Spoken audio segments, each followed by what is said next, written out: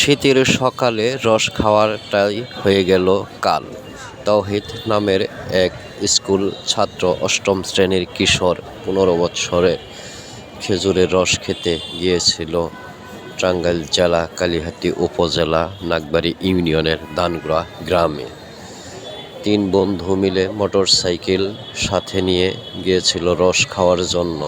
ফেরার পথে রতনগঞ্জ পাকুটিয়ার পাশে বেলি ব্রিজের উপরে ভোরবেলাতে উষে ভেজা থাকা ব্রিজের উপর স্লিপ কেটে পড়ে যায় মোটরসাইকেলটি নিয়ে।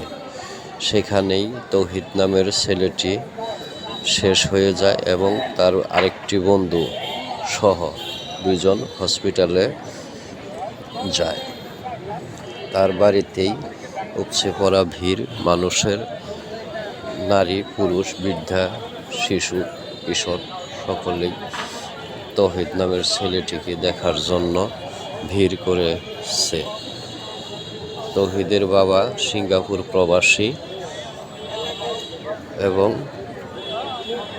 তৌহিদ নিজেও প্রবাসে যাওয়ার জন্য মোটামুটি সব কিছুই ক্লিয়ারের করেছিল, কিন্তু ভাগ্যের কি নির্মম পরিহাস, সর্বশেষ